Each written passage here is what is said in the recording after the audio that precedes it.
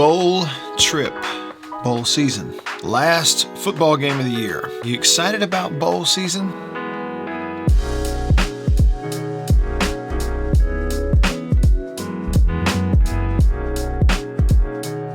I hate to fly. I'm like, all right, if it's not a huge game, like a playoff game, headed to Memphis for the bowl game, Liberty Bowl, send me somewhere I can drive. I'm listening to Christmas music on the road because it's my car. I can listen to what I want to.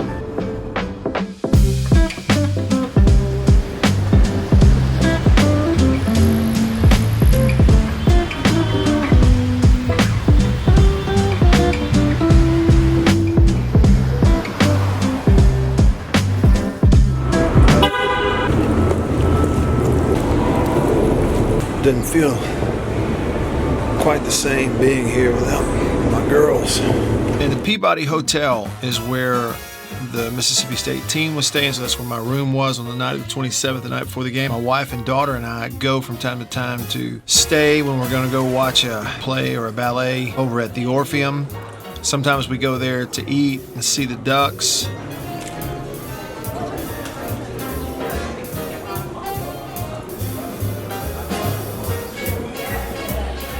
There's a story about the ducks, the Peabody Ducks. You have to look that up. But they have ducks that live there, and they come down the elevator and get into the fountain, stay there all day, and then at night they go back to where they live up on top of the hotel. There's a whole story behind it, so if you're not familiar, look that up. Kind of odd to go there without Annabeth and Mary Liddy.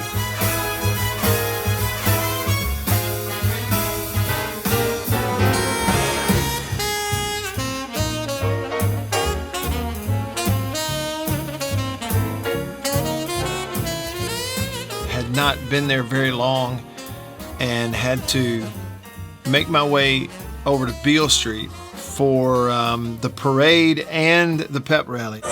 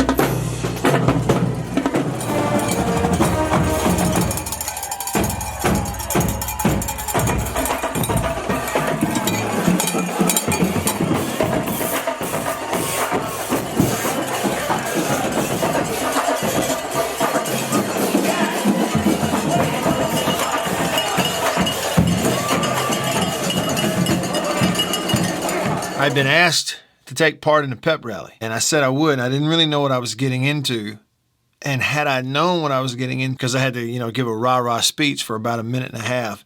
That's not me. Everybody at the parade, fans of both teams, just kind of migrated over to the pep rally, and there's this huge crowd waiting there.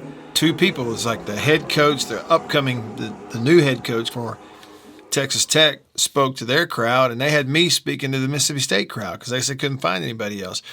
So I got through it, and I pretended to give this big, but man, I was out of place. The bowl preview radio show, and it was a pretty neat setup.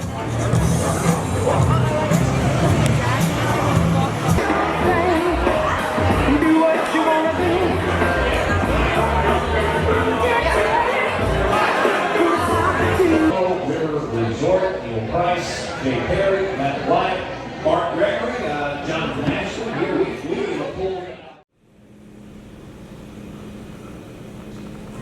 Lots of great things about this hotel.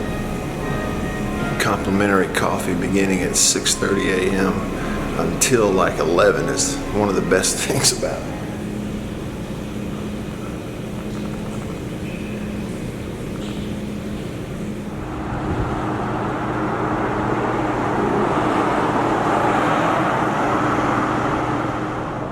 Long walk to the car.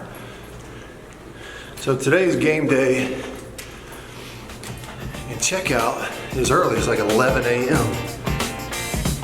Game's not until 5:45, so gotta find something to do.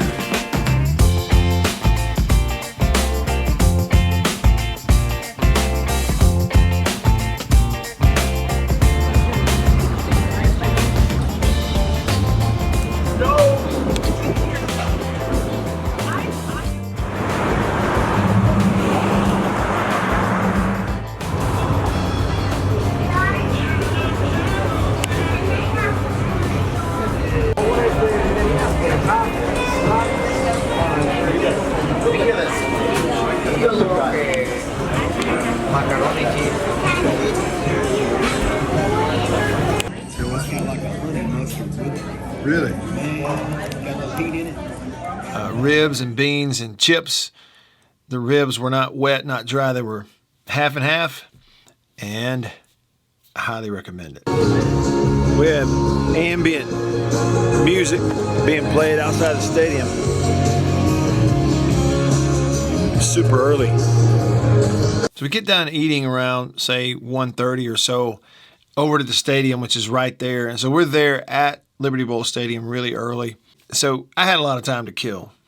And you have this little bitty, teeny tiny press box with no room to really even wiggle around in there very much. I got to do something, so I kind of got out and walked around. I walked down to the locker room.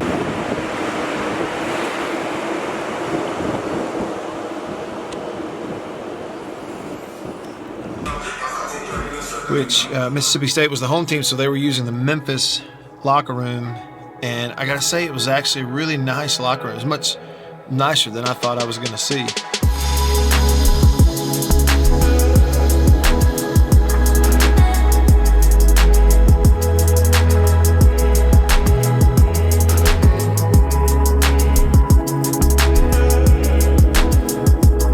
I'm about to show you something.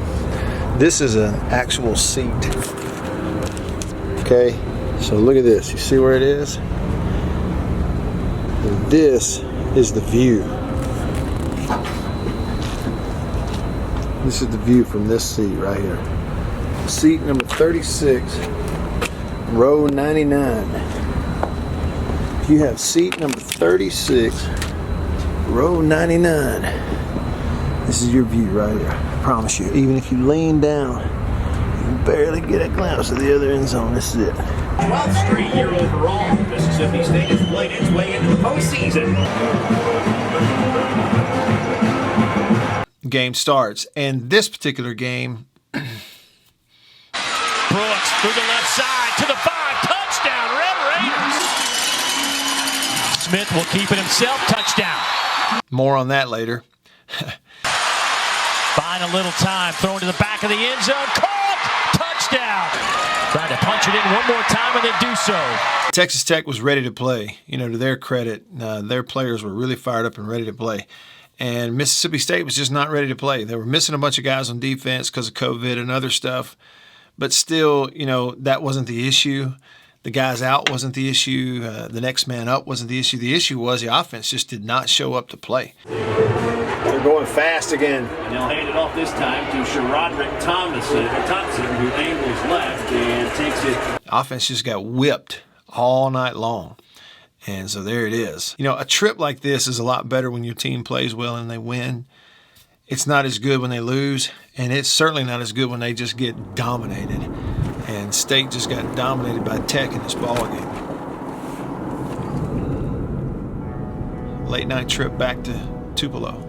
This was a different kind of season for me as a member of the radio crew, going to and from, of course, covering the games and that kind of thing.